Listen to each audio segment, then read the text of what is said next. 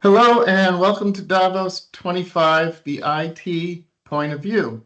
We're gearing up to attend the World Economic Forum in Davos, Switzerland, starting January 20th, with SustainableIT's own delegation of information technology leaders and innovators. We're checking in with some of them prior to the event to hear about their goals and expectations. Today, we grabbed some time with Ron Guerrier. He's a Hall of Fame CIO and current CTO of Save the Children. He's also a PhD candidate at USC in digital equity in the age of AI.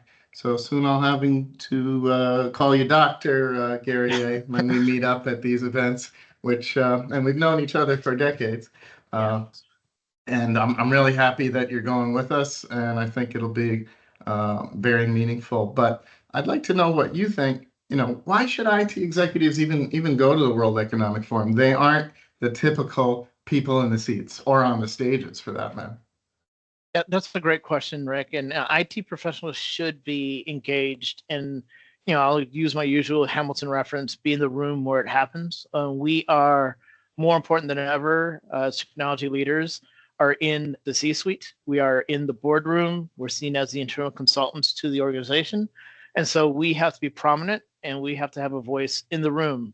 And once we're in the room, we have to have a plan. Like, what does this mean to the organization? What does it mean to the planet? What does it mean to the individuals that work with us? So it's super important that we are fully engaged and in the room where it happens. And that's one of the reasons why we're trying to bring a group, and the group is going to have a perspective, and we're going to bring that to as many venues as we possibly can in the 5 days of the event. Now, this won't be your first time attending World Economic Forum, right? That is correct. I attended in 2016 during a past role I had as a CIO at an insurance carrier. And so it was eye-opening. It was an opportunity to kind of see it all and see the frenetic energy that happens. But it's really about the conversations that happen in the forums, but outside the forums. That's, I think, where the excitement really happens, because sometimes it's not the direct person you're talking to, it's the lieutenant of that person. And really having that engaged conversation and the follow-up that happens, I think, is absolutely the opportunity to kind of really get engaged. That's a good observation. I noticed that a lot of people, as soon as a session is over, they rush to the front and they mob the speakers, trying to, introduce themselves. But if you look at the people in the front row, those might actually be the people you really need to connect with, because they're with those speakers and they have that speaker's, time and calendar, but they're also probably the major actors in their organizations too.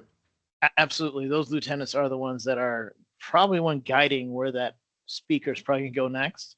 And, just like Wayne Gretzky, I'm not a hockey player, but you want to kind of go where the puck is going, not where the puck's at. So you just kind of want to think ahead. So on this trip, then, it's been several years. You're in a new organization. You've got obviously the PhD studies going with how AI is affecting potentially digital equity across the world at lightning speed. So, what are your personal goals and expectations for this time? So that's a great question. It's kind of twofold. One, being in tech for a little over 25 years now, I've seen a lot. I've seen change. I've seen waves. So for me, from that perspective, just kind of understand where things are going. At one point, blockchain was a big, everyone gets excited about blockchain. It happened, but it didn't.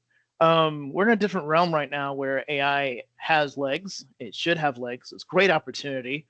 So from a academic perspective, given I'm working on digital equity, as you mentioned, in the age of AI, how does this adverse affect minority communities, or how could it help minority communities?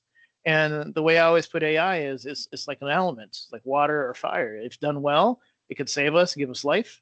If done wrong, it could be detrimental. And so really understanding what the public forum is talking about when it comes to AI, when it comes to digital equity, and doing it responsibly is super important to me and important to SustainableIT.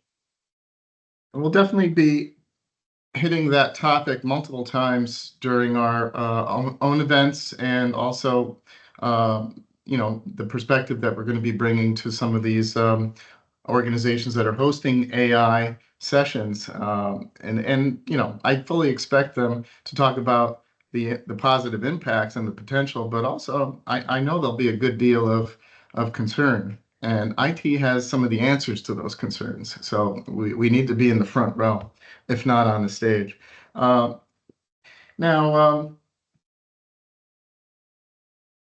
the issue that I think, there's going to be some surprises there too. And there's some big individuals scheduled to attend, and a lot of announcements, I think, will come out of it, maybe more than in the past few years. Last year, AI was the #1 subject.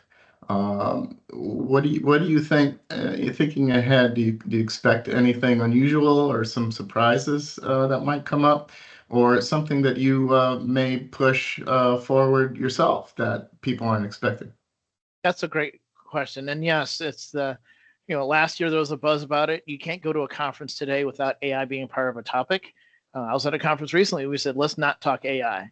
And then we talked AI. So it is prevalent. It is here. And so let's get into it. And for me, I want to make sure that we are not forgetting the forest and the trees, the impact on the human. We have a very Silicon Valley centric view of certain things. And the reason I think this is a great opportunity is because what is the worldview on AI? What is the worldview on how it's being shaped? And how could we hopefully help policymakers really understand the importance of governance? I know we're in a free market economy. That's great. My bachelor's degree is in economics from Illinois. I get the need.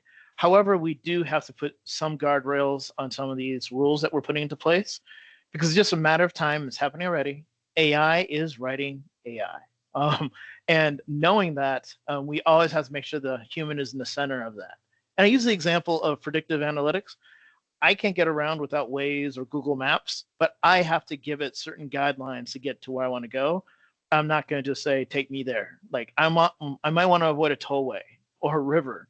Like I should be able to influence where AI is going. And this is no different. So yes, you're right. There might be some big news that drops. There's a lot of opportunities. Quantum computing is going to start picking up.